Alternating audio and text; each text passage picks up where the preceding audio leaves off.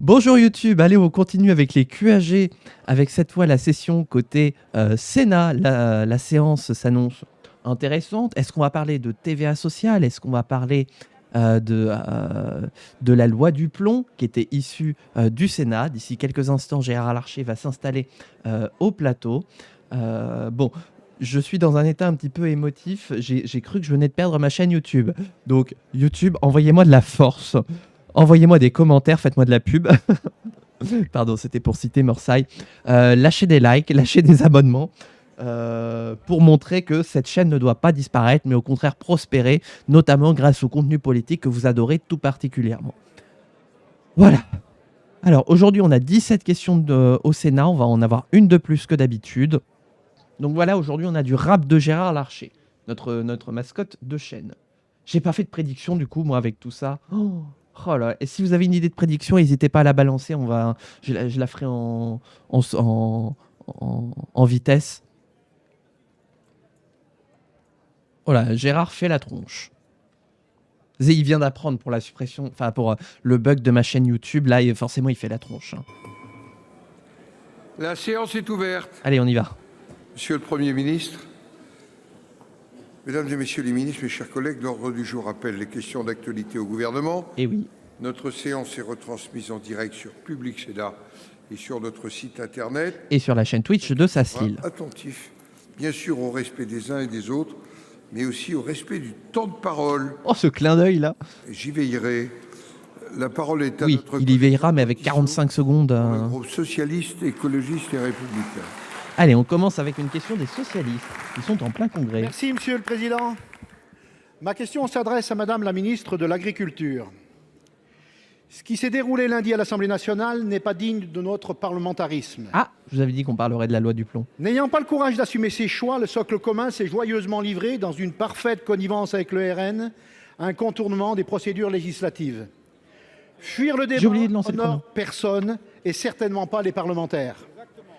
Sans doute, Madame la ministre, la pression était-elle trop forte, car le syndicat agricole majoritaire, non satisfait d'avoir eu le privilège de rédiger lui-même la proposition de loi, s'est permis de venir devant l'Assemblée nationale mettre la pression. Et permettez-moi de m'adresser à vous, Monsieur le Premier ministre. Contrairement à ce que vous avez pu dire hier sur les ondes et dans les journaux, il n'y a pas besoin que vous nous expliquiez le texte. C'est mon métier et je sais de quoi je parle. Nous le comprenons parfaitement et c'est pour ça que nous y sommes farouchement opposés. Non à l'assouplissement de l'usage des pesticides, non à la réintroduction des néonicotinoïdes, non à la normalisation des mégabassines et des fermes-usines. L'allègement des contraintes n'est ici qu'un élément de langage servant à faire passer des intérêts court-termistes d'une agriculture chimique intensive et passéiste. Vous nous répétez sans cesse, Madame la ministre, que le texte est attendu par le monde agricole. C'est faux et archi-faux. C'est mon monde et j'attends pas un texte comme ça. Il est uniquement attendu par les syndicats libéraux, droitiers et réactionnaires, voire conservateurs. Eh bien, le débat ne doit pas être intra-agriculteur. Il doit être ouvert et toute la société doit y prendre part.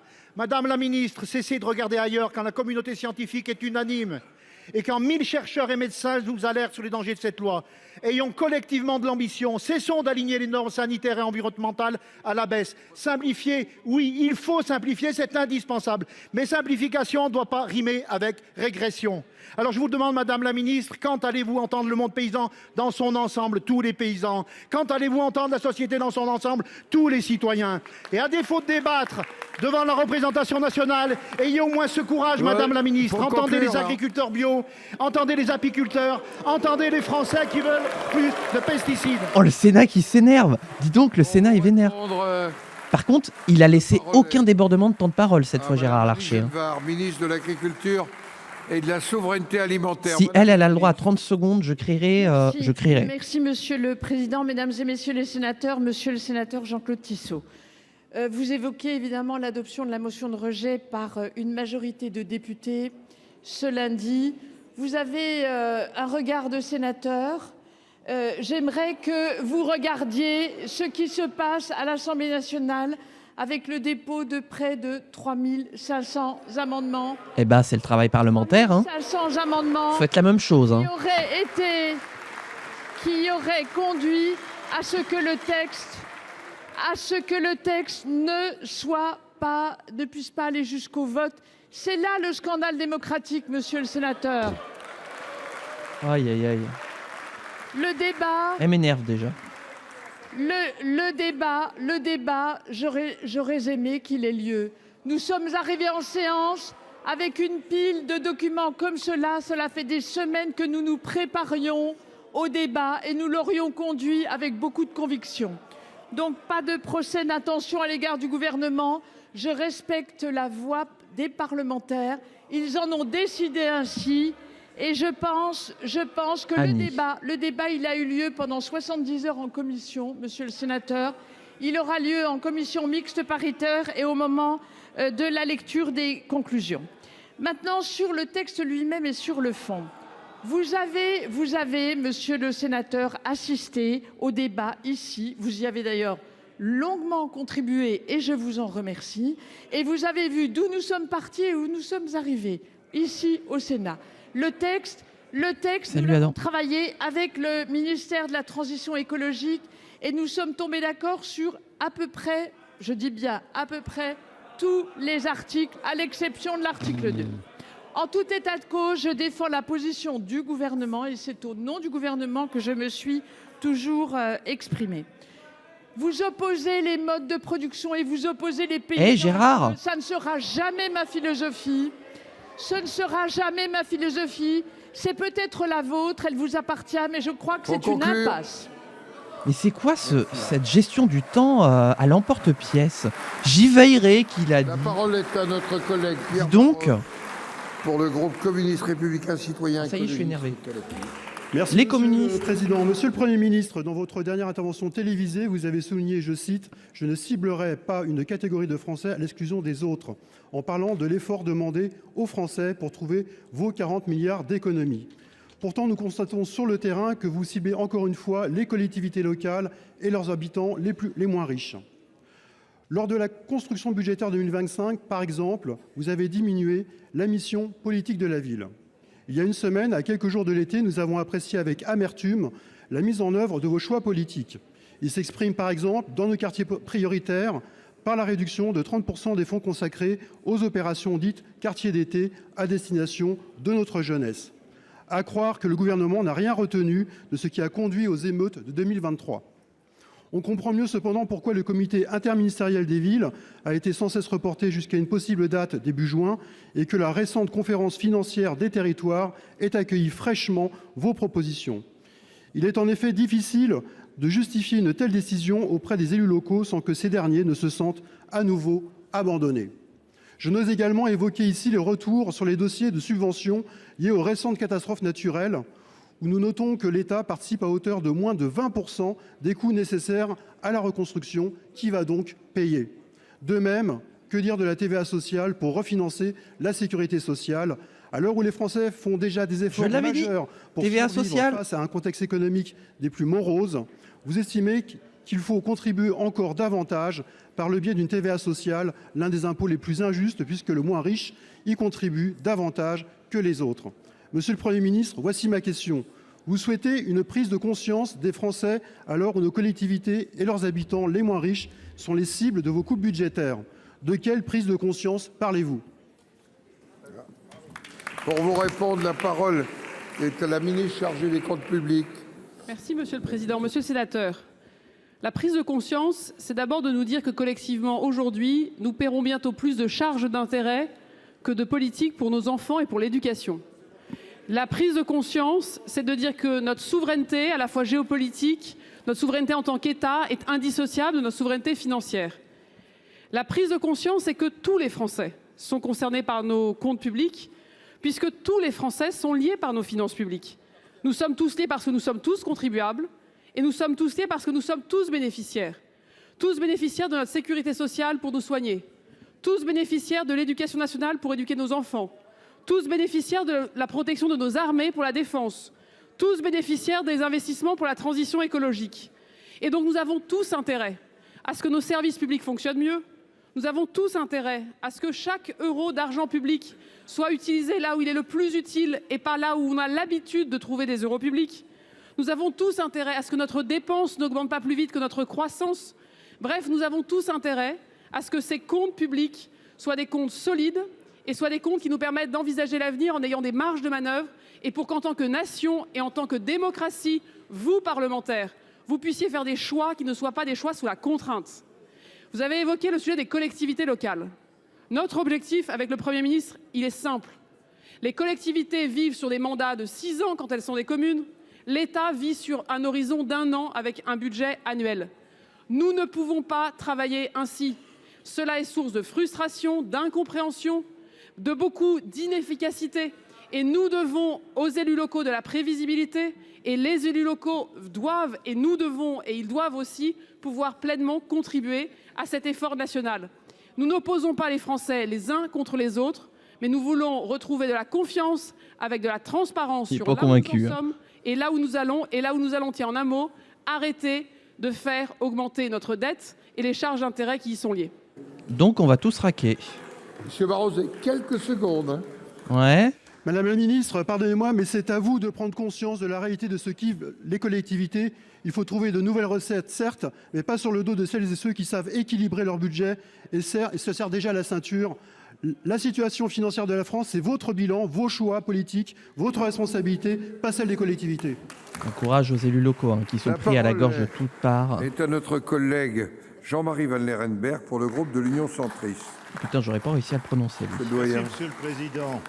Doyen en La question plus. s'adresse à Madame la Ministre chargée des comptes publics. Doyen du Sénat. Madame la Ministre, la Cour des comptes dénonce une croissance hors de contrôle des dépenses de l'assurance maladie qui entraîne un déficit de 14 milliards en 2024. Milliards. La Cour s'inquiète d'autant plus qu'en 2025, le déficit sera de 22 milliards. Plus grave, la Cour nous alerte aussi sur le risque de défaut de paiement de la sécurité sociale qui la mettrait en péril dès 2027 si nous ne réalisons pas rapidement des économies. L'année 2025 sera d'ailleurs le point de bascule, dit-elle, le déficit devenant supérieur à la capacité annuelle de financement de la CADES, c'est-à-dire la caisse d'amortissement de la sécurité sociale. Prolonger la CADES au-delà de 2033 ne résoudra pas le problème de fond, assure la Cour, car cela suppose une loi organique votée dans les mêmes termes à l'Assemblée nationale et au Sénat, autant dire une gageure. Alors, des économies sont indispensables. Pour les retraites, nos espoirs reposent sur le conclave des partenaires sociaux. C'est vrai qu'on l'a complètement oublié. Pour l'assurance maladie, des pistes d'économie existent. Par exemple, la lutte plus ardente contre la fraude sociale ou la réduction drastique des actes médicaux redondants ou inutiles. Et quid Cela pourrait de la fraude rapporter fiscale plusieurs milliards d'euros, une vingtaine en 3 ou 4 ans. Côté recettes, notre groupe a toujours souhaité taxer les importations. C'est la fameuse TVA dite sociale qui, en échange, permet la baisse des cotisations sur le travail et ainsi augmenter les salaires. Madame la ministre, quelles mesures envisagez-vous pour répondre à l'alerte de la Cour des comptes? Merci. C'était un centriste non macroniste. Pour vous répondre, la parole est à la ministre chargée des comptes publics, Madame de Montchalin. Merci, Monsieur le Président. Monsieur le Sénateur, vous savez, il y a quelque chose que nous n'avons pas vraiment essayé, ou en tout cas, nous n'avons pas tout essayé. C'est le travail. Si nous avions le taux d'emploi... Putain, j'allais faire une blague. ...que nos amis allemands connaissent, si nous avions le taux d'emploi des seniors que nos amis allemands connaissent, à l'instant où nous aurions ces taux d'emploi, pour les caisses de la sécurité sociale, ce sont 25 milliards d'euros de cotisations qui directement rentrent dans les comptes. Pourquoi je commence ma réponse ainsi ? Parce qu'évidemment, nous allons, avec Catherine Vautrin, avec le gouvernement, chercher des pistes d'efficacité. Évidemment, nous allons lutter contre la fraude. Évidemment, nous allons lutter contre le gaspillage. Mais avant de chercher des recettes, de chercher des impôts, de chercher à taxer, nous devons chercher la seule chose qui nous mettra tous à l'abri des temps difficiles, qui nous permettra à tous de continuer à protéger les Français comme la sécurité sociale le fait depuis 1945. La meilleure des protections, le meilleur des financements, c'est le travail. Dans notre pays, ceux qui travaillent ne travaillent pas moins qu'ailleurs, mais nous sommes moins nombreux à travailler. Et derrière ma réponse, il y a le désarroi des jeunes qui mettent 2 ans de plus qu'ailleurs à trouver un emploi. Derrière ma question, il y a le désarroi des seniors, comme on dit, qui se font refouler parce qu'ils seraient trop vieux, parce qu'ils savent trop de choses, parce qu'ils pourraient trop transmettre et parce que certains nous disent qu'ils coûtent trop cher. Cette réponse, ce n'est pas une réponse, voyez, d'élégance ou parce que nous voudrions éviter les sujets, mais précisément parce qu'il est là le cœur de notre problème. C'est que nous avons 20% de moins de PIB par habitant que partout ailleurs, alors que nous avons des entrepreneurs de talent, que nous avons des innovateurs de talent, que nous exportons dans le monde entier des biens de très grande qualité.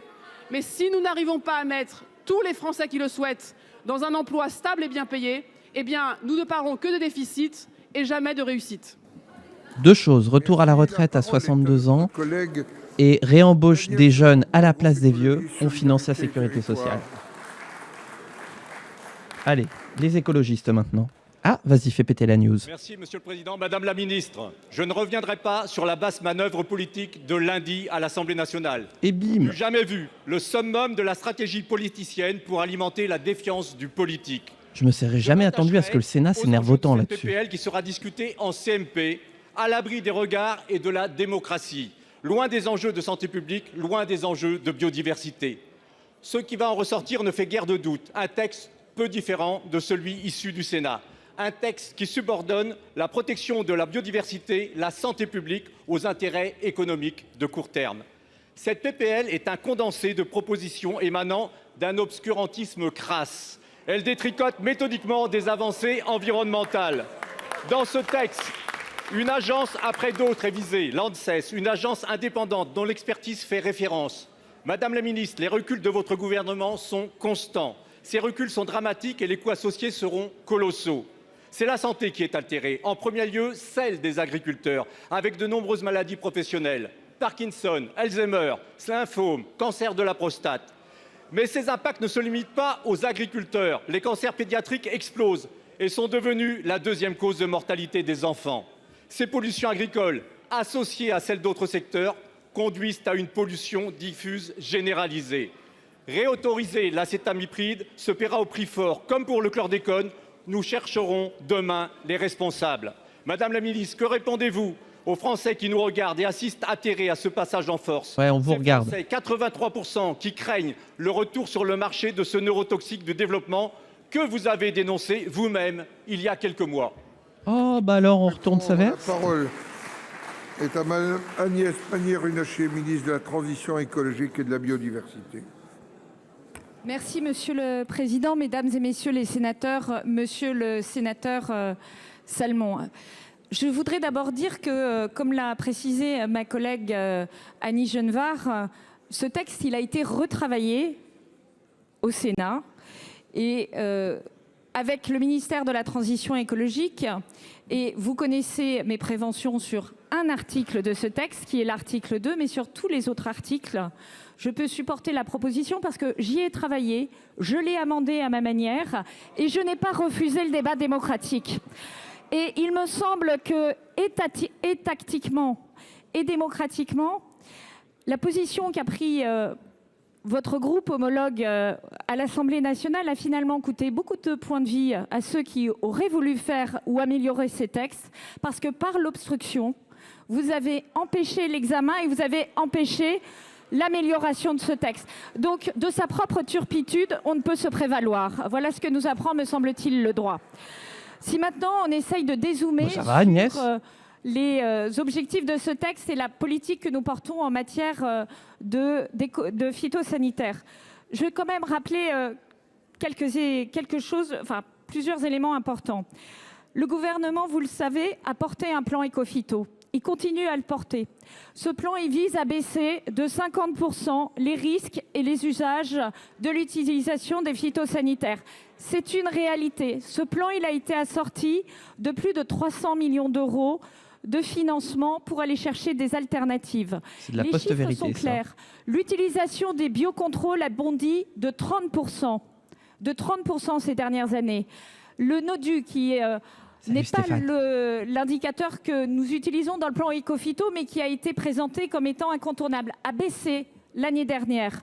Alors plutôt que de zoomer sur les difficultés que nous pouvons avoir. Et vous connaissez ma prévention sur l'acétamipride. Et vous connaissez aussi notre position commune sur l'ANSES. Et le texte n'est pas encore voté. Je compte sur votre soutien en CMP. Mais en refusant le débat, vous avez laissé le terrain à tous ceux qui voulaient revenir en arrière sur ces principes. Salut Stéphane, tu es en train de rater un... Enfin, non, Toujours, Monsieur le Président. Madame la ministre, vous le savez parfaitement, le Sénat est en train d'exploser sur la loi du plomb. Ces lois basées sur un soi-disant bon sens sont des insultes à la science. Vous le savez parfaitement. La politique de la France ne doit pas se faire rue de la Baume. Elle doit se faire entre les différents ministères en prenant en compte la santé des Français et l'intérêt général et pas les intérêts particuliers. Merci. N'oubliez pas que tout ce qui est dit, qui relève du bon sens, justement, n'en relève pas. Fontaine pour le groupe Les Républicains. Les Républicains. J'ai vu le tome 1 à la haine. Là, ça explose. Scié à Villeneuve-Loubet, un incendie sur un poste électrique à Tanneron, un autre incendie sur un transformateur à Nice, bilan 200 000 foyers d'électricité privés sur la Côte d'Azur. Il est temps désormais de nommer les choses. Ce ne sont pas de simples dégradations, ce sont des sabotages revendiqués par un groupuscule anarchiste d'extrême gauche. Leur objectif, perturber le Festival de Cannes, premier festival culturel au monde, priver de courant Thales Aliena Space, fleuron français et mondial de l'ingénierie satellite, déstabiliser les entreprises de la French Tech, bloquer l'aéroport, bref, semer le chaos. Et je veux saluer la réactivité de tous ceux qui se sont mobilisés, dont nos forces de sécurité et nos élus locaux qui ont su répondre immédiatement à ces attaques. Monsieur le ministre, nous devons agir avec force et détermination pour arrêter ces activistes dangereux. Alors, ma question est simple. Au-delà de l'enquête en cours, comment le gouvernement compte-t-il mettre hors d'état de nuire ces dangers pour la République, alors que la France, et notamment mon département des Alpes-Maritimes, accueille les plus grands événements du monde? Pour vous répondre, la parole est à monsieur François. La question est claire. Quelle sera la réponse? Ministre de l'Intérieur. Bon, foutez-les en prison. C'est la question, la réponse. Sénateur, Madame la sénatrice Alexandra Borchio-Fontimp, vous venez de rappeler en quelques mots les conditions dans lesquelles plus de 240 000 personnes ont été privées pendant plusieurs heures d'électricité. À la fois dans le massif du Tanneron, dans le Var, 45 000 usagers. À Villeneuve-Loubet, dans les Alpes-Maritimes, ils étaient 160 000. Et enfin, à Nice, ils étaient 45 000. 240 000 personnes privées d'électricité, y compris des hôpitaux et l'ensemble de services de santé, c'est-à-dire avec des risques de mise en danger de beaucoup de personnes, pouvant même encourir le décès. Voilà la réalité des conséquences de ce qui s'est passé cette semaine.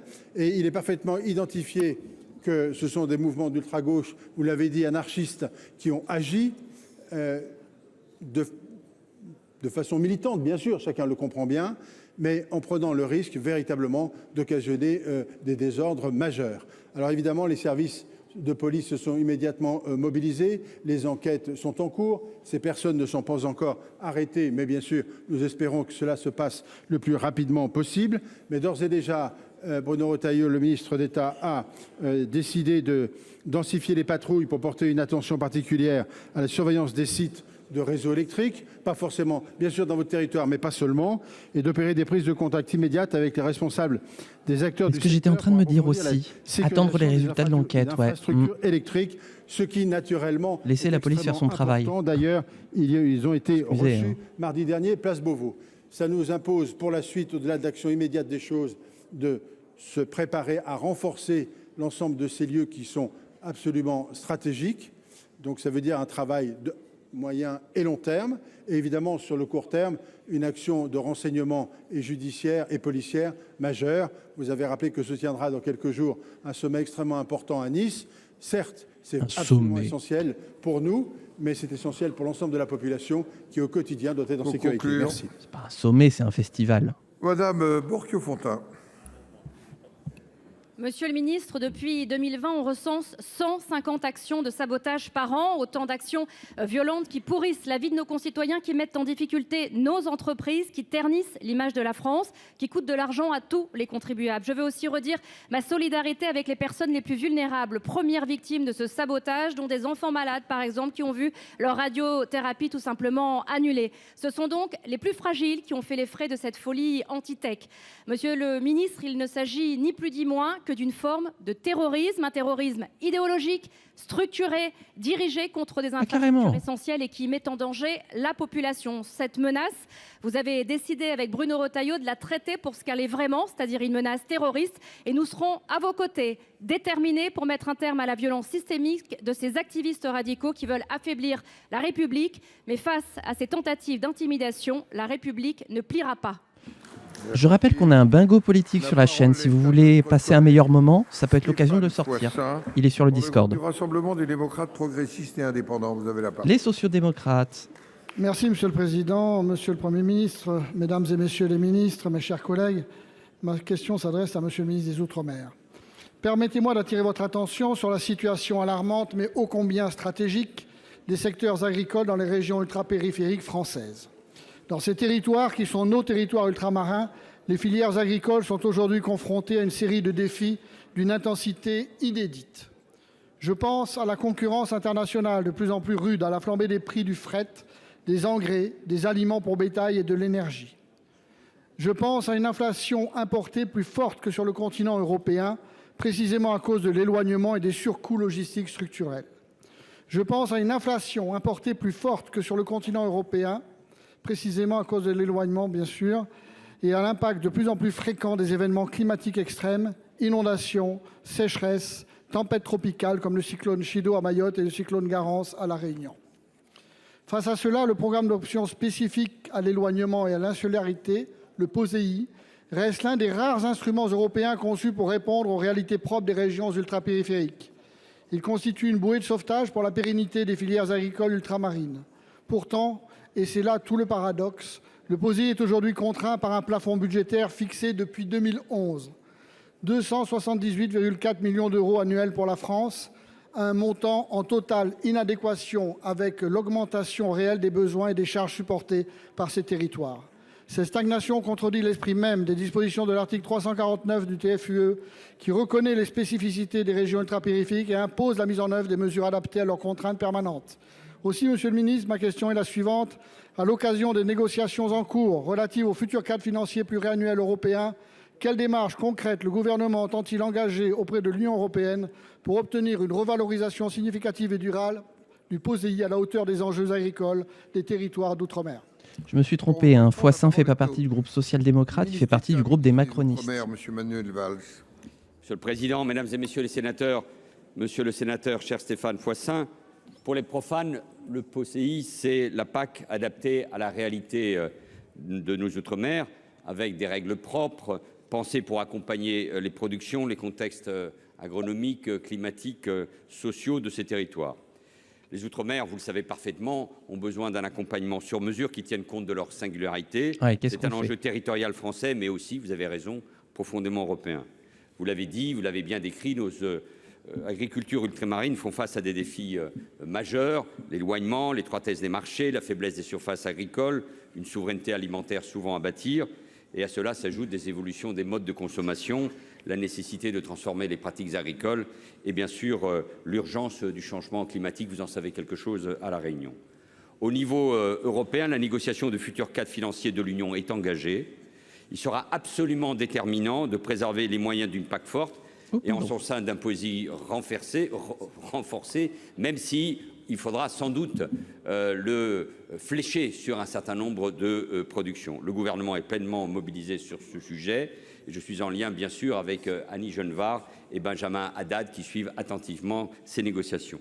Je veux enfin souligner l'adoption par le Parlement européen le 7 mai dernier d'une résolution qui prend en compte la spécificité de nos régions ultrapériphériques et la nécessité de développer le POSEI. Nous nous sommes entretenus d'ailleurs à La Réunion avec le commissaire européen Raphaël Fitto. Donc vous voyez, le gouvernement est mobilisé avec des parlementaires, avec un sénateur comme vous très impliqué sur ces dossiers, parce que nous devons en effet réussir le développement de notre agriculture à l'aune des grands défis dans nos territoires ultramarins. Merci. C'est moi ou j'ai l'impression qu'il n'a pas dit grand-chose? Daniel Chassaing, Attendez, j'ai un petit pour le truc à groupe régler. Les Indépendants, République et Territoires. Les indépendants. Monsieur le Président, Madame la Ministre de l'Agriculture, mes chers collègues, depuis le 20 avril, le loup a attaqué 5 fois les troupeaux en Corrèze, 10 brebis tuées le 20, puis 2 nouvelles attaques sur des veaux, 8 au 20 le 17, 35 brebis tuées le 23, avec 2 troupeaux de bovins en fuite. J'ai rencontré les éleveurs samedi qui sont particulièrement découragés et révoltés. Les jeunes qui se sont installés ne pensaient pas devoir abandonner leur production à cause du loup, qui avait été éradiqué en Corrèze à la fin du 19e siècle. La mise en œuvre de mesures de prévention et de protection contre les loups, chiens patous, clôture électrique, colliers anti-loups n'ont pas d'efficacité. Les troupeaux sont stressés, affolés, sortent des parcs. Les éleveurs vivent une pression psychologique insupportable. La pérennité des exploitations est menacée. Nous devons reconnaître la Corrèze en zone difficilement protégeable, permettant de passer de tirs de défense à des tirs de prélèvement. Le 7 mars 2025, la Convention de Berne a classé le loup en espèce protégée et non en espace strictement protégé. Cela signifie que l'espèce n'est pas menacée de disparition. Donc on peut tirer à tout la va. voie à une modification de la réglementation, donc le passage de tir de défense en cas d'attaque à une logique de tir de régulation pour prévenir les attaques. Madame la ministre, quand la Corrèze sera-t-elle décrétée zone difficilement protégeable? Quand passerons-nous au tir de prélèvement pour prévenir les attaques du loup? Et vous, dans le chat, est-ce que vous êtes pour ou contre les loups? Madame Annie Genevard. Alors. Merci, Monsieur le Président, Mesdames et Messieurs les sénateurs, Monsieur le sénateur Daniel Chassaing. Vous le savez, ce dossier du loup, j'y travaille depuis de nombreuses années. C'est un enjeu majeur et vous l'avez parfaitement résumé pour le maintien de notre élevage et notamment dans votre beau département de Corrèze. Je rappelle quelques chiffres, Mesdames et Messieurs les sénateurs, ils sont édifiants. En 2024, pas moins de 4000 attaques et 11 000 bêtes tuées ou blessées. Au 12 mai 2025, à date, ce sont déjà 759 attaques et 2617 bêtes qui ont été prédatées. Les préjudices sont considérables. L'État engage 52 millions d'euros de mesures de protection et d'indemnisation. Je vous assure que cet argent, je préférerais le mettre sur les exploitations agricoles pour de la production alimentaire. Je redis mon total soutien aux éleveurs et ma totale détermination pour leur permettre de pouvoir se défendre. Pour cela, il faut aboutir au déclassement du loup, car en effet, vous l'avez dit, l'espèce est désormais dans un bon état de conservation et nous pouvons affaiblir. Donc on peut se repermettre de la remettre en danger. Sa protection, ce sera fait le 8 juin par un vote, la majorité, il semble, acquise. Cette évolution permettra, j'en suis certaine, de passer d'une logique Je suis contre le gouvernement. de défense à une logique de régulation, comme vous l'appelez de vos voeux. Est-ce qu'on peut réguler le gouvernement? Fait également. Il faudra ensuite faire évoluer les choses au plan national. Et en attendant l'adoption de ces mesures, un projet d'arrêté est actuellement en cours de consultation. Il achèvera son parcours au 10 juin. Et à ce moment-là, cet arrêté que ma collègue du ministère de la Transition écologique et moi signerons permettra ensuite, évidemment, de pouvoir opérer des tirs, même dans les espaces où les troupeaux sont menacés, même lorsqu'il n'y aura pas d'attaque, pour qu'on entre vraiment dans une logique de régulation. C'est indispensable. Il nous faut donner des signes puissants à nos éleveurs qui sont aujourd'hui extrêmement découragés par ces prédations successives et trop nombreuses. On peut peut-être essayer de s'organiser pour essayer de cohabiter. Je sais pas, il y a peut-être des solutions. Je pose la question. Madame la ministre, pour votre réponse. Sans régulation des loups, il y aura disparition de l'élevage, entraînant une désertification, la perte de l'économie et de l'emploi agricole qui reste encore dans ces zones hyper rurales, mais aussi une perte de la biodiversité, faute d'entretien des pâturages. Si nous ne voulons pas cela, agissons efficacement en prélevant des loups pour prévenir les attaques. Le passage de certaines communes en cercle 1 améliore les aides financières envers les éleveurs. C'est complémentaire, mais n'élimine pas le loup. Merci. La parole est à notre collègue Christian Bilhac pour le groupe du Rassemblement démocratique et social européen. Voilà, cette fois, c'est les sociodémocrates. Merci, Monsieur le Président. Monsieur le Premier ministre, Mesdames et Messieurs les ministres, Madame la ministre des Comptes publics. Monsieur le Premier ministre, vous avez appelé les Français à un effort juste pour rééquilibrer les finances publiques et vous avez présenté une nouveauté, la TVA sociale.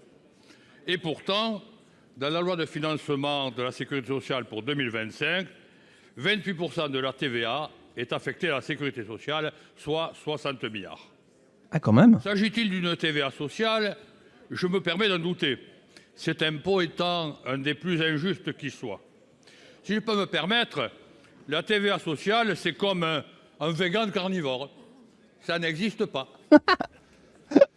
Mais l'heure est grave car, dans un rapport rendu public lundi, la Cour des comptes alerte avec un déficit qui atteindrait 24 milliards en 2028. Je me la note pour la République du RP. Le constat est triste. Les déserts médicaux s'étendent, nos concitoyens peinent à trouver un médecin traitant, les rendez-vous chez le spécialiste attendent 6 mois, l'hôpital public connaît de grandes difficultés et la situation des urgences est catastrophique. Les personnels soignants sont usés, mal rémunérés et en nombre insuffisant. Les pharmacies disparaissent en zone rurale. Les EHPAD publics sont déficitaires. Les conseils départementaux sont asphyxiés par les dépenses sociales. Bref, tout va mal, sauf les bureaucrates et les tableaux Excel qui prospèrent. Mais la situation continue de s'aggraver, car face aux difficultés, jusqu'à ce jour, on n'a utilisé que le mercurochrome et le sparadrap. On dérembourse un peu quelques médicaments, quelques cures thermales, on crée des plans d'urgence, un forfait hospitalier qu'on augmente un peu, bref, on rabote ici et là. Cela entraîne quand même, pour les Françaises et les Français, une explosion du tarif des complémentaires santé. Alors, Madame la ministre, que comptez-vous faire pour rénover en profondeur le financement de la sécurité sociale, pour sauver notre système de santé, héritage de la libération? Je vous remercie. Il a néanmoins raison. Raison. La question est intéressante. Merci, Monsieur le Président. Monsieur le sénateur, mais la punchline est bien sentie. Collègue, nous avons évidemment des enjeux sur le travail. J'ajoute d'ailleurs que le taux d'emploi n'a jamais été aussi élevé dans notre pays que depuis 1970. Bah, faudrait savoir. Il n'est pas élevé ou il est assez élevé? Nous avons à continuer. Nous sommes d'accord, Monsieur le sénateur, je crois tous ici, pour dire que la sécurité sociale est un acquis à la fois intangible mais fragile. Et que nous avons accumulé de la dette sur un poste de dépense qui ne devrait pas laisser de la dette à nos enfants, puisque précisément ce devrait être à chaque génération de régler ces enjeux de santé, de retraite, d'accident du travail ou encore de politique familiale.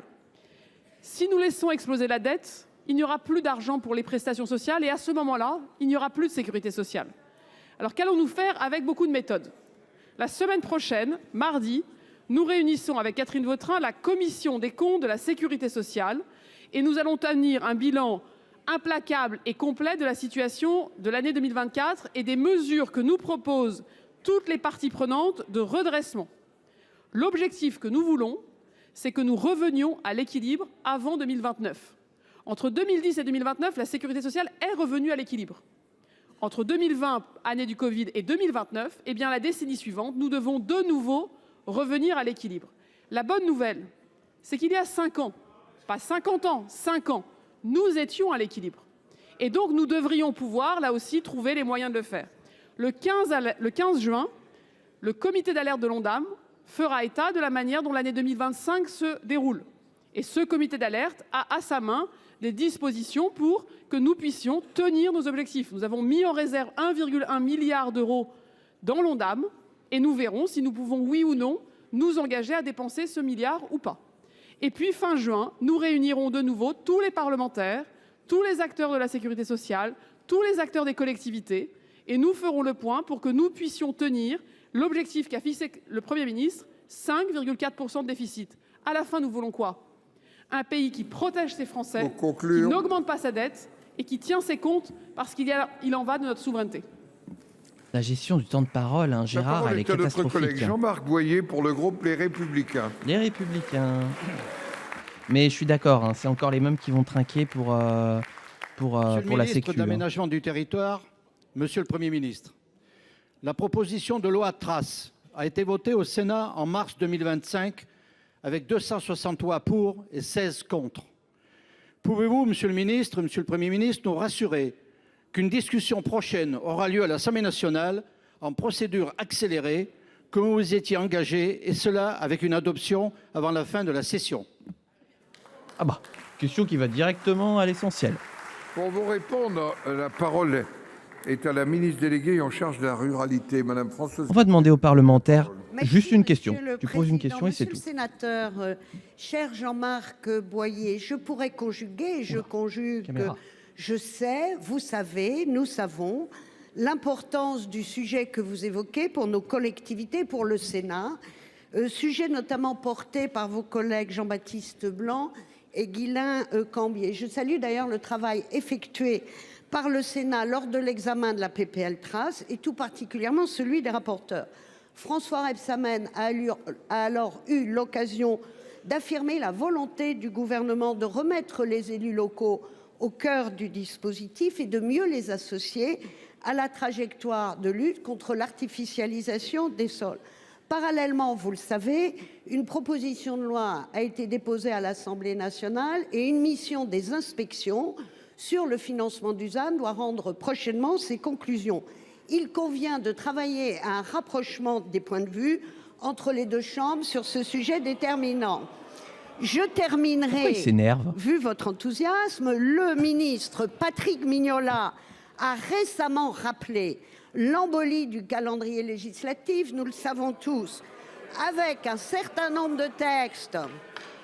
Messieurs et mesdames les sénateurs, avec un certain nombre de textes que vous attendez, et permettez-moi de mentionner le statut de l'élu qui a été voté ici en mars 2024 et qui va arriver prochainement à l'Assemblée, le ministre Mignola l'a indiqué à 2 reprises, le gouvernement met tout en œuvre pour que la proposition de loi Trace soit inscrite à l'Assemblée nationale à l'automne. Je vous remercie. Au pire, on supprime les débats, on fait juste des motions de rejet à tout va, comme ça accélère. Hein?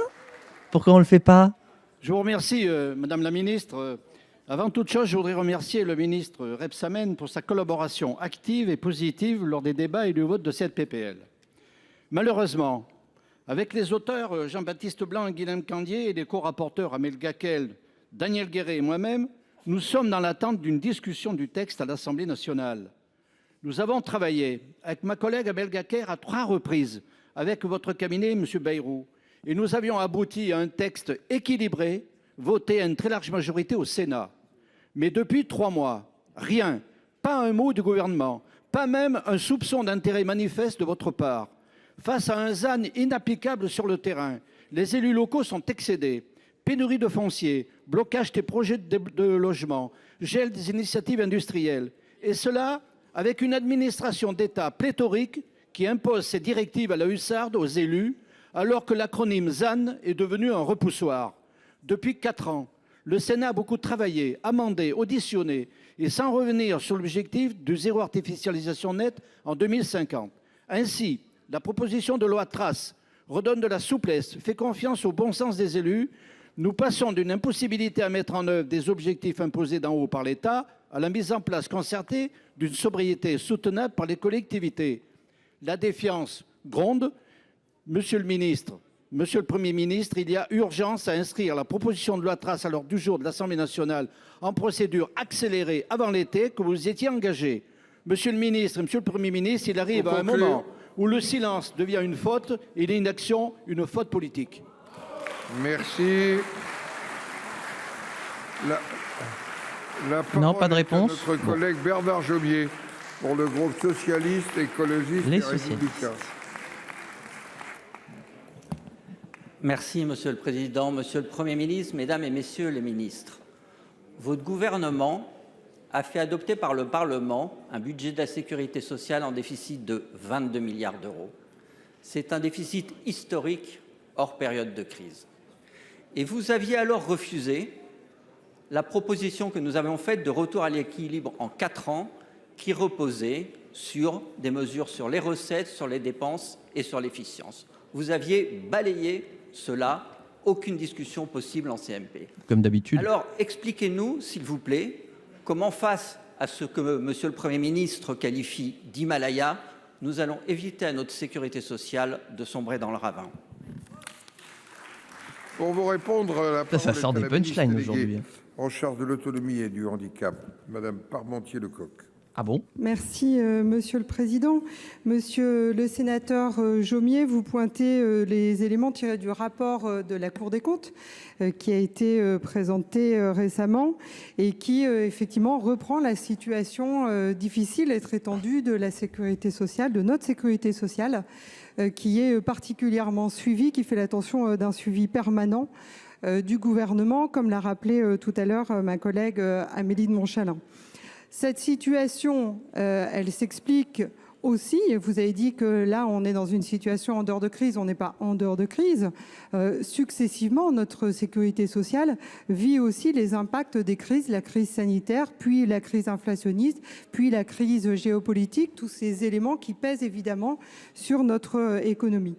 Vos propositions ont été écoutées dans le débat lors du PLFSS et c'est d'ailleurs ce qui a conduit à ce qu'une forme d'accord ait pu être pris à l'occasion des discussions budgétaires. Et il était bien important et nécessaire que nous puissions trouver une sortie, une issue pour faire bénéficier à notre pays de cette sécurité sociale.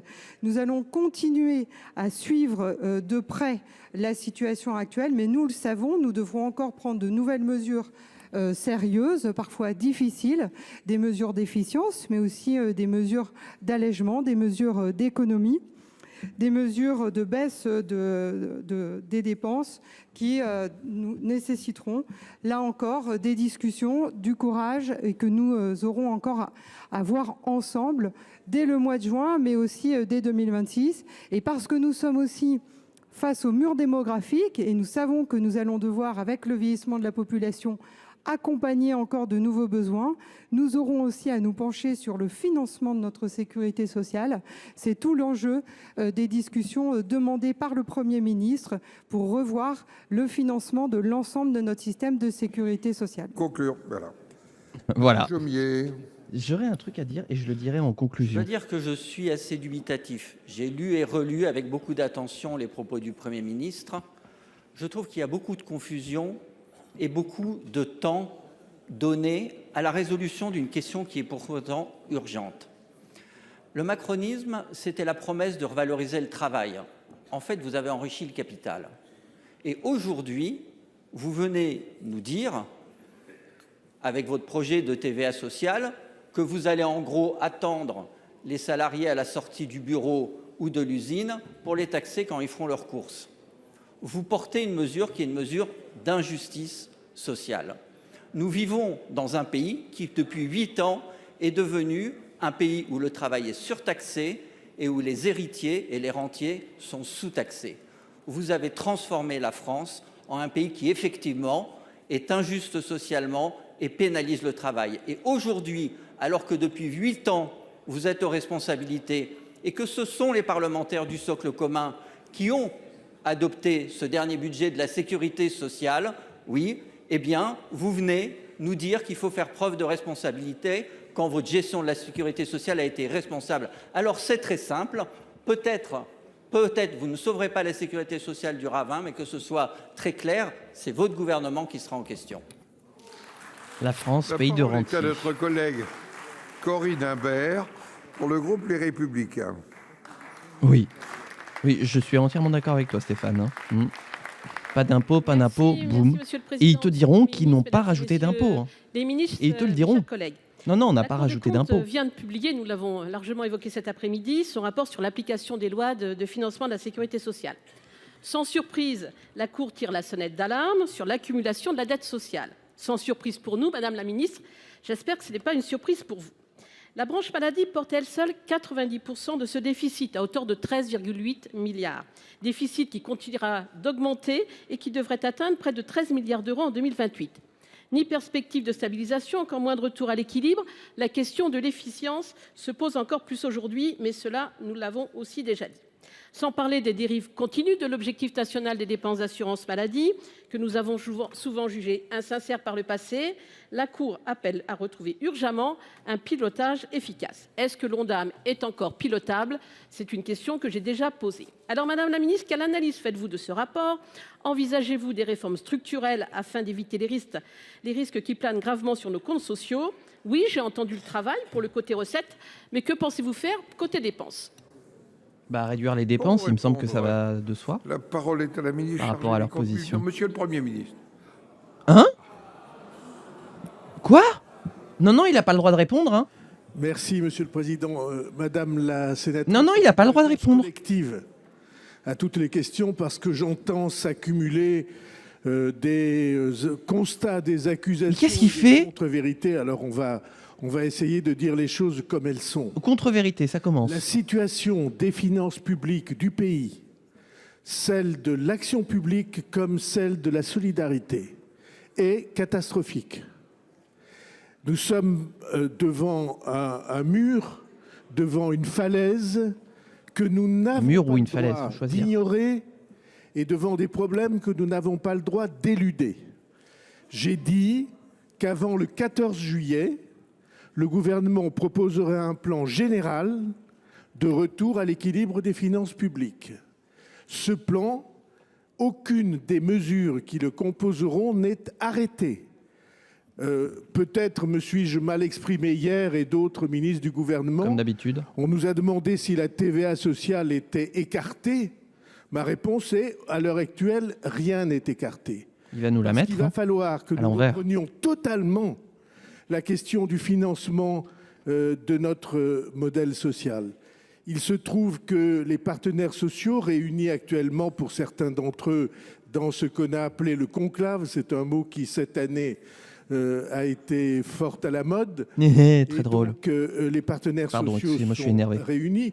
Plusieurs d'entre eux ont émis l'idée que nous reprenions la totalité de la question du financement de la protection sociale. Nous allons le faire. Enfin, il est tout à fait possible que nous nous accordions pour qu'ils s'en saisissent. En tout cas, on voit bien qu'il y a 2 ou 3 nécessités. Et la première de ces nécessités, c'est de revaloriser le travail. Et le gouvernement d'Elisabeth Borne a baissé les charges sur le travail. Il n'est pas vrai que nous ayons laissé s'accumuler ces difficultés sans rien faire. Donc, je dis au Sénat, à l'ensemble de la représentation nationale dans les 2 chambres, je dis à tous ceux qui s'intéressent à ce sujet, dans un peu plus d'1 mois, nous donnerons, avant le 14 juillet, au pays, aussi exigeant que cette orientation sera, nous donnerons au pays la totalité d'un plan de retour à l'équilibre des finances publiques. Et c'est l'engagement du gouvernement. Si on pouvait ne pas laisser s'accréditer des idées fausses, ça serait aussi bien pour la qualité du débat public. Merci, Madame la sénatrice. Vous savez ce que c'est, ça? C'est un coup de force de François Bayrou pour forcer la TVA sociale, entre autres. Merci, Monsieur le Premier ministre, d'avoir pris le temps de nous répondre. Et il n'avait pas le droit de répondre. Il aurait dû la boucler et Gérard Larcher aurait dû l'empêcher de parler. Un fait, parce que oui, la situation est catastrophique. 2019, objectif de dépenses de l'assurance maladie, 200 milliards d'euros. 2025, 256 milliards d'euros. 56 milliards d'euros de plus dépensés. Pour quel résultat? Est-ce que nos Français ont l'impression que le système de santé va mieux? Je n'en suis pas sûre. La dette s'accumule et effectivement, la situation est catastrophique. Alors bien sûr, est-ce qu'il faut responsabiliser tout le monde? Oui. Est-ce qu'il faut mieux négocier le prix des médicaments innovants? Certainement. Est-ce qu'il faut demander plus d'efforts de Français? Ça, j'en suis moins sûre. En tout cas, nous ne souhaitons pas plus d'augmentation d'impôts, nous n'en voulons pas. Donc plus de responsabilité de la part de chacun. Payer le juste prix, je vous l'ai dit. Il faut retrouver une soutenabilité financière de notre système social, notamment de l'assurance maladie, car l'aggravation de déficit nous conduirait à une dette à perpétuité et nous n'en voulons pas, vous le comprenez bien. Merci en tout cas. Merci beaucoup. La parole est à notre collègue Lana Tetuanui pour le groupe de l'Union centriste. L'Union centriste, les centristes qui ne sont pas macronistes. Parole, ma chère collègue. Monsieur le Président, j'associerai mes collègues de Nouvelle-Calédonie et Wallis-et-Futuna à ma question. Messieurs les ministres des Affaires étrangères et des Outre-mer, la Commission 24 des Nations Unies vient de se tenir au Timor oriental pour évoquer une énième fois le sujet de la décolonisation de nos territoires en présence d'élus indépendantistes polynésiens et calédoniens avec la connivence de tous les États indépendants du Pacifique et sous l'œil bienveillant de Bakou. La Chine, à son tour, tient actuellement dans la ville de Xiamen un grand sommet avec tous les chefs de la diplomatie des 11 pays du Pacifique et non les moindres, ayant pour objectif des échanges et de la coopération à tous les niveaux entre la Chine et les pays insulaires du Pacifique, des questions internationales et régionales d'intérêt commun pour édifier ensemble une communauté de destin plus étroite. Des propos assez édifiants, pour ne pas dire troublants, du porte-parole du ministère chinois des Affaires étrangères, relayés dans tous les médias du Pacifique. Je ne vous citerai pas tous les investissements colossaux que ce même pays continue de faire dans notre zone. Monsieur le ministre, nous sommes inquiets.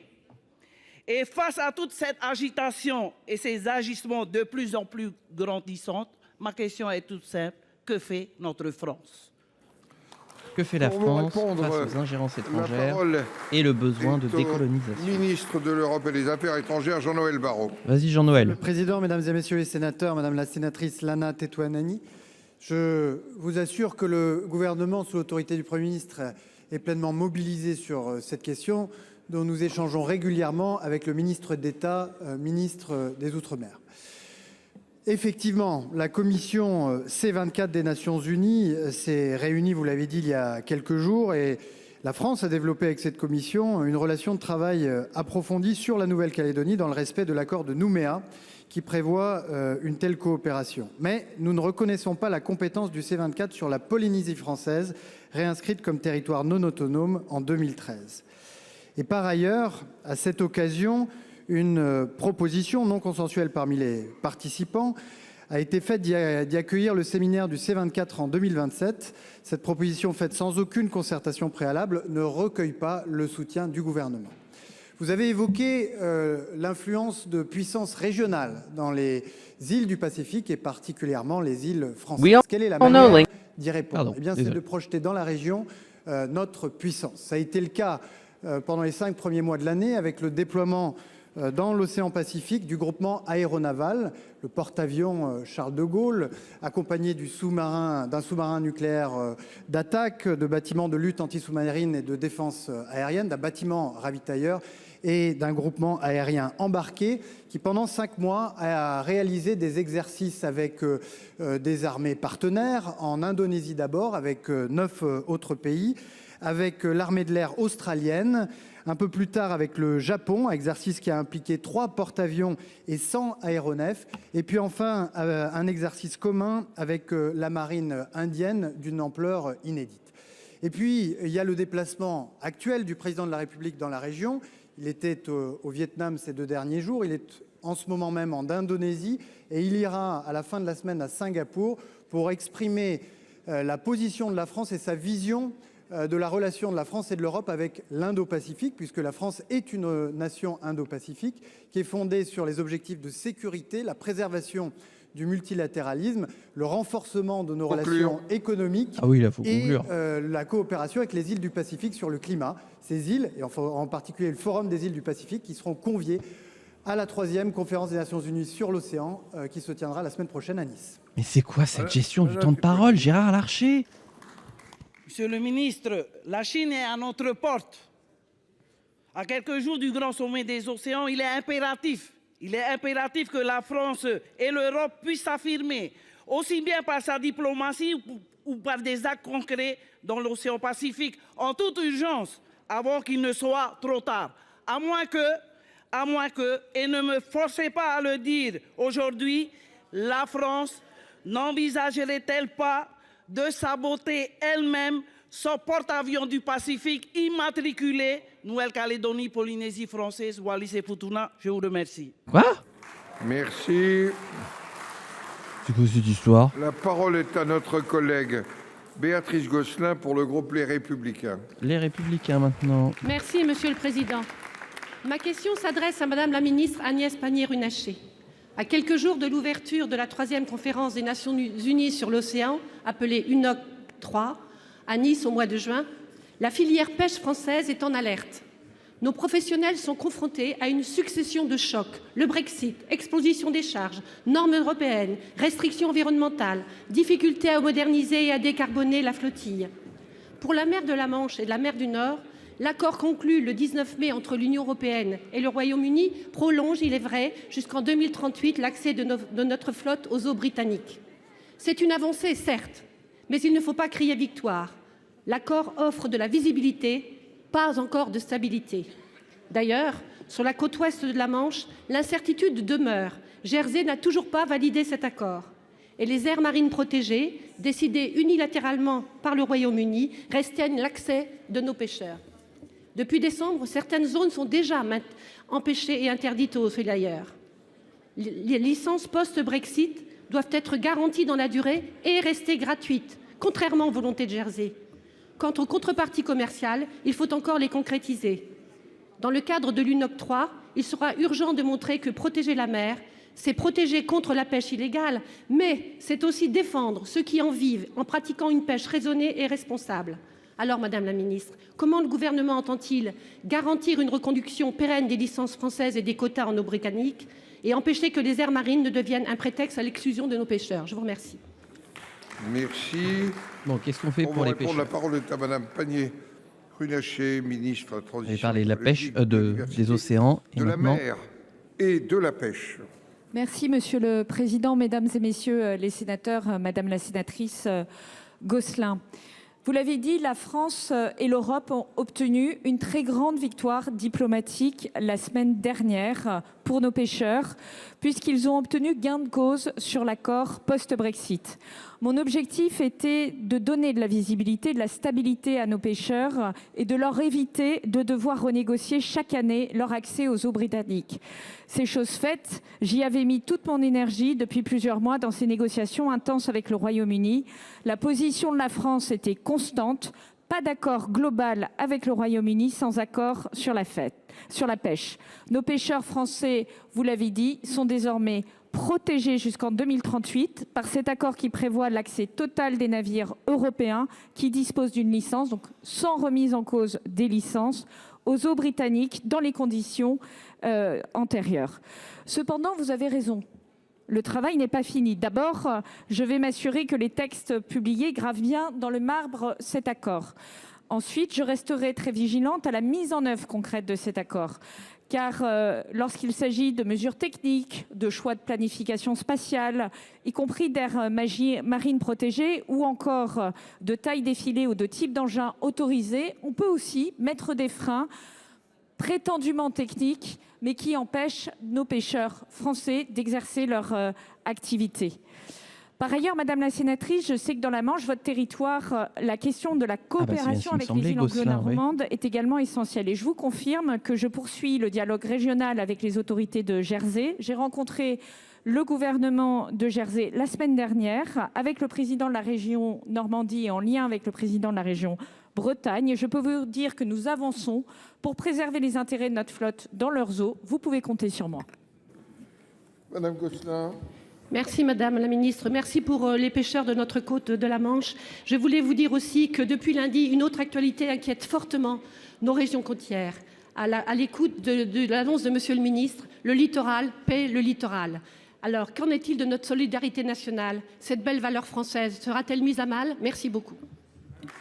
Je profite pour dire que Jersey est un gouvernement semi-autonome du Royaume-Uni, de Grande-Bretagne. Saluer avant qu'il ne s'en aille une délégation du Parlement estonien conduit par notre collègue Kristo Envaga, président du groupe d'amitié Estonie-France, et ils sont accompagnés par notre collègue Olivier Cadic. C'est l'occasion pour nous d'exprimer à l'Estonie notre solidarité, car nous connaissons les interrogations et parfois les angoisses qu'ils ont avec un voisin particulièrement encombrant. Donc je leur souhaite vraiment la bienvenue au Sénat. Et qu'est-ce qu'ils ont tous à sortir des punchlines là? Bon coucou, bravo, coucou et bravo. La parole est à notre collègue. Bienvenue. Adel Ziane pour le groupe socialiste, écologiste et républicain. Allez, on continue. Merci, Monsieur le Président, Monsieur le ministre des Affaires étrangères, mes chers collègues. Gaza est plongé aujourd'hui dans une terrible descente aux enfers sur fond d'effondrement du droit international. La reprise des frappes israéliennes en mars dernier a fait plus de 3500 morts et a constitué un retour en arrière dramatique pour les femmes, les jeunes, les travailleurs humanitaires, les journalistes, mais aussi pour les otages israéliens et leurs familles, comme pour la sécurité de toute la région. Après 2 mois de blocage de l'aide humanitaire par Israël, la famine s'installe. Et cette escalade de la violence, depuis l'attaque terroriste perpétrée par le Hamas le 7 octobre 2023, résulte d'une stratégie assumée publiquement aujourd'hui par le gouvernement d'extrême droite de Benyamin Netanyahou. Je cite: plan de conquête, déplacement massif de population, destruction complète de Gaza. Ces mots, au XXIe siècle, sont inqualifiables. Et pourtant, les sociétés civiles du côté israélien et du côté palestinien se mobilisent et manifestent quotidiennement. J'en veux pour preuve cette initiative qui a été tenue le 9 mai dernier, le sommet des peuples pour la paix à Jérusalem, où l'ex-premier ministre israélien Ehud Olmert, en lien avec l'ancien chef de la diplomatie palestinienne Nasser Al-Kidwa, ont présenté un plan de paix pour ne pas laisser les extrémistes des 2 camps, qui se nourrissent de vengeance, de peur et de haine, décider de leur avenir. Monsieur le ministre, l'heure n'est plus aux déclarations de principe. La Cour internationale de justice avait évoqué un risque de génocide à Gaza il y a 1 an. Nous y sommes. Face à l'horreur, quelles mesures concrètes la France compte-t-elle prendre et mettre en œuvre dans les plus brefs délais pour protéger la population à Gaza, obtenir un cessez-le-feu immédiat et la libération des otages israéliens? En outre, pouvez-vous nous indiquer l'état des discussions et de l'engagement de la France dans sa volonté de reconnaissance de l'État de Palestine, comme l'a déclaré le président de la République, dans la perspective de la conférence internationale qui se tiendra aux Nations Unies en juin prochain? Je m'attends à un 2 poids 2 mesures par rapport à la réponse vis-à-vis de celle qui avait déjà été faite à l'Assemblée nationale. Vous avez la parole. Jean-Noël Barrot avait été très violent dans sa réponse. Mesdames et messieurs les sénateurs, monsieur le sénateur, vous avez décrit la situation tragique à Gaza avec des mots particulièrement justes et je veux vous en remercier. Sur votre première question, 2 poids 2 mesures. Ce que la France peut faire dans l'immédiat pour mettre fin à la catastrophe. Eh bien, nous avons soutenu l'initiative portée par les Pays-Bas, appelant la Commission européenne à examiner le respect par le gouvernement israélien de l'article 2 de l'accord d'association entre l'Union européenne et Israël, article 2 qui prévoit que chacune des 2 parties respecte les droits de l'homme. Par ailleurs, comme nous l'avons fait par le passé, nous nous tenons prêts au niveau national comme au niveau européen à prendre à nouveau des sanctions si la colonisation extrémiste et violente qui a miné le territoire de la Cisjordanie en fragilisant la perspective d'un État, puisqu'il faut la contiguïté territoriale pour pouvoir assurer l'existence d'un État, devait se poursuivre. Et puis au-delà, parce que la France, comme d'autres pays dans le monde, comme les sociétés civiles que vous avez citées et qui doivent jouer un rôle important dans ce processus de paix, soutient l'idée selon laquelle il n'y a aucune solution militaire au conflit israélo-palestinien et que seule une solution politique est susceptible d'apporter la paix et la stabilité de la région. Dans cette solution politique, chacun a une clé entre les mains. La France et d'autres pays européens, pays occidentaux, ont la capacité de reconnaître l'État de Palestine. L'autorité palestinienne, je m'entretenais mardi matin avec la ministre des Affaires étrangères, doit pouvoir avancer dans son chemin de réforme que nous soutenons pour être en capacité, le moment venu, d'exercer pleinement sa mission de gouvernement d'un État de Palestine. Les pays arabes de la région, quant à eux, détiennent une clé qui est celle de la normalisation à terme avec l'État d'Israël et, je dirais, de l'acceptation d'une architecture régionale de sécurité, comme nous l'avons avec l'OTAN, qui permettent l'insertion de l'État de Palestine à venir et l'insertion de l'État d'Israël. Et enfin, l'une des clés, c'est aussi le désarmement définitif du Hamas, son exclusion de toute forme de gouvernance à Gaza à l'avenir, et l'exil sans doute de son leadership politique. Et c'est ainsi que nous préparons cette conférence pour les 2 États. Il faut conclure maintenant. Qui doit amener chacune des parties prenantes à prendre sa part pour faire advenir cette solution politique. Monsieur Ziane. Merci, Monsieur le Ministre. Vous l'avez évoqué, la France a une clé dans ce conflit et La situation actuelle ne peut pas permettre de souffrir d'aucune ambiguïté dans nos propos. Le momentum politique et diplomatique que le président de la République a conçu et a construit a suscité un espoir immense. Sans issue positive au moment de cette conférence internationale, le chaos risque de régner. J'insiste aussi, en 2014, l'Assemblée nationale et le Sénat ont adopté des résolutions pour reconnaître l'État de Palestine. Il est temps désormais, pour la voix de deux États qui vivent en paix et la sécurité d'Israël et de la Palestine, que nous avancions de ce point de vue. Merci, monsieur. Pour ceux qui ont suivi la question de l'Assemblée nationale, remarquez comment le fond est exactement le même, mais que la forme est complètement différente. Mes chers collègues, ma question s'adresse à Madame Borne, ministre de l'Éducation nationale. La Cour des comptes vient de commettre un rapport, il y a une semaine, sur l'enseignement primaire, avec un titre éloquent, une organisation en décalage avec le besoin des élèves. Même le premier président, donc Pierre Moscovici, a dit que le niveau était très bas, voire trop bas, et que c'était quelque part inacceptable. Ah, il y a une émote de Jean Massier, trop bien. Dans l'évaluation de Teams au CM1, nous sommes avant-dernier dans l'évaluation Pearls sur la compréhension du français. Et leurs préoccupations rejoignent le constat que nous faisons au Sénat depuis de nombreuses années sur ces difficultés, avec bien sûr un financement de l'enseignement primaire inférieur à celui de l'OCDE, avec une gouvernance trop centralisée et qui n'associe pas assez les collectivités territoriales, sur lesquelles nous travaillons avec Colombe Brossel et Annick Billon sur le maillage territorial des établissements scolaires, et puis bien sûr sur une gouvernance avec l'école où il parle du statut du directeur d'école. Donc chaque ministre, bien sûr, doit défendre ses politiques. Or, il y a un principe dans l'élaboration des politiques publiques, c'est celui de la contradiction. Il est écrit dans ce rapport, en mai 2025, que la contradiction a été réalisée avec l'ensemble des acteurs concernés. Seul le ministère de l'Éducation nationale et supérieure de la recherche n'a pas répondu à la date du délibéré, en dépit des délais accordés. Ma question est donc simple et double. Pourquoi n'avoir pas répondu à la Cour des comptes? Et d'autre part, quelle est votre vision, votre politique sur l'enseignement scolaire de l'enseignement primaire? Je vous remercie. Pour vous répondre, la parole est à la ministre d'État, ministre de l'Éducation. Ah, j'avoue, il y a une voix similaire avec Valls. Madame Élisabeth Borne. Merci, Monsieur le Président, Mesdames les sénatrices, Messieurs les sénateurs, Monsieur le sénateur Jacques Grosperrin. Alors, vous l'avez mentionné, la Cour des comptes traite dans ce rapport d'un sujet absolument essentiel, l'enseignement primaire, c'est-à-dire le lieu où nos élèves doivent acquérir les savoirs fondamentaux et les compétences qui les accompagneront tout au long de leur scolarité, de leurs études et au-delà dans leur vie de citoyen. Alors, factuellement, je peux vous expliquer en effet pourquoi le ministère n'a pas répondu. La date limite était début janvier. Il se trouve qu'il y a eu quelques épisodes politiques que chacun peut avoir en tête qui font que le ministère n'a pas été en situation de répondre. Pour autant, ce que je constate, c'est que ce rapport fait état de constats qui sont largement partagés. On peut noter que ce rapport est assez peu nuancé, parce qu'il y a aussi des choses qui vont bien et même qui vont mieux, que la Cour des comptes ne souligne pas. Et puis, il formule plusieurs recommandations dont je peux faire le constat qu'elles sont d'ores et déjà en train d'être mises en œuvre avec beaucoup de motivation par mon ministère. Je peux par exemple mentionner la réforme du recrutement et de la formation initiale des professeurs que nous avons annoncée avec le Premier ministre fin mars et qui se mettra en place dès la prochaine session de recrutement en 2026, au printemps 2026. Et puis, le rapport pointe l'importance d'un travail avec les collectivités locales. Sur ce sujet, je rappelle que les projections à 3 ans qui sont examinées dans les observatoires des dynamiques rurales que j'avais lancés quand j'étais Première ministre doivent précisément permettre à chacun, et en particulier aux collectivités locales, d'anticiper et d'être partie prenante des évolutions. Alors je sais, monsieur le sénateur, puisqu'il va bientôt falloir conclure, que vous réalisez actuellement une mission d'information sur le maillage territorial des établissements scolaires. Je serai naturellement très attentive aux propositions que vous pourrez formuler. Je vous remercie.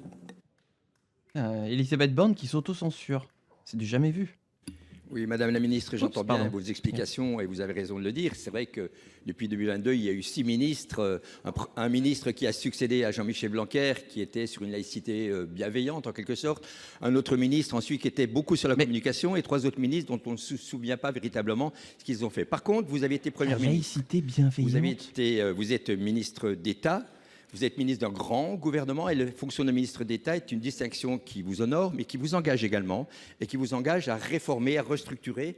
Et nous attendons tous, en tout cas, une refondation structurelle de l'école et de l'organisation de l'enseignement primaire. Merci beaucoup. La parole est à notre collègue Sabine Drexler pour le groupe Les Républicains. Les Républicains. Merci, Monsieur le Président. Ma question s'adresse à Madame la ministre de la Transition écologique. Effectivement. Madame la ministre, un arrêté préfectoral vient d'acter l'interdiction pour les personnes dites sensibles de consommer l'eau provenant de la zone de captage située autour de l'aéroport Bâle-Mulhouse, contaminée au PFAS.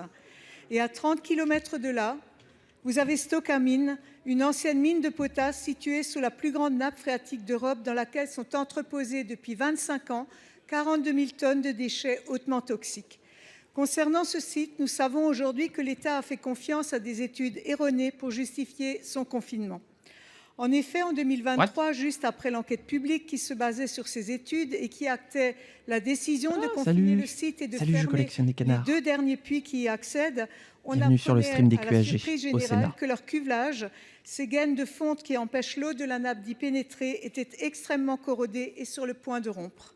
Cette rupture, si elle se produit avant 300 ans, c'est-à-dire avant que les bouchons de béton mis en place aux entrées des galeries ne soient hermétiques, entraînera une arrivée massive d'eau qui noiera puis diluera les déchets solubles dans une soupe ultra toxique qui sera ensuite propulsée dans la nappe phréatique d'Alsace et la rendra elle aussi impropre à toute consommation. Madame la ministre, vous savez, puisque nous vous avons alerté pour que ces études sont erronées, pourquoi ne demandez-vous pas à leurs auteurs de vous fournir très rapidement une version qui tienne compte de l'état réel des cuvelages des puits qui ont été les plus mal colmatés?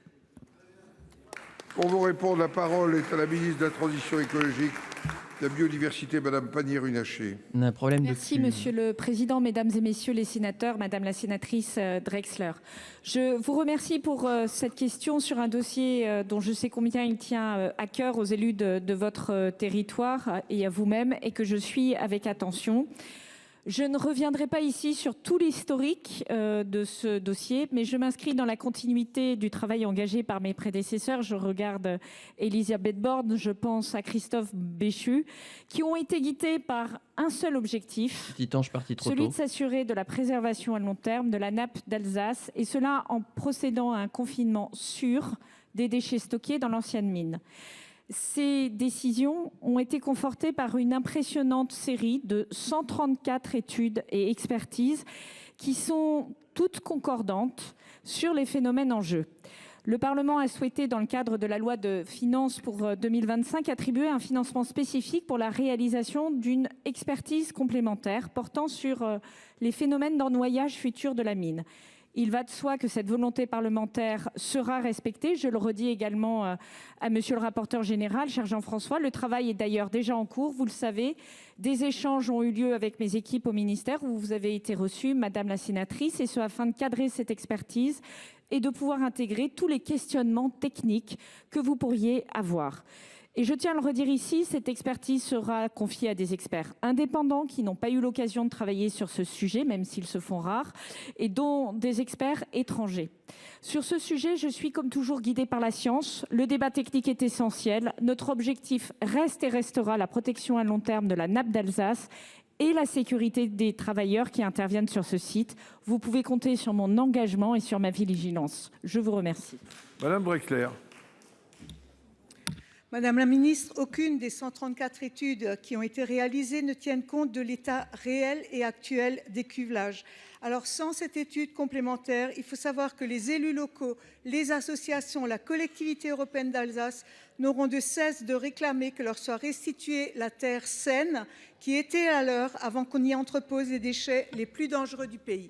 Bah oui, merci. Ça s'entend, La parole est à notre collègue Stéphane Ravier pour la réunion administrative des sénateurs ne figurant sur la liste d'aucun groupe. Vous avez la parole. Stéphane Ravier du Merci, RN. Monsieur le Président, ma question s'adresse à Monsieur le ministre François-Noël Buffet à destination de Monsieur le ministre de l'Intérieur Bruno Retailleau.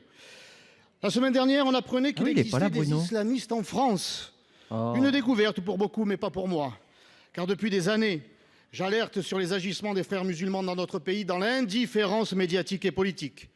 Mon islamophobie prétendue d'hier est devenue la réalité d'aujourd'hui, dont acte.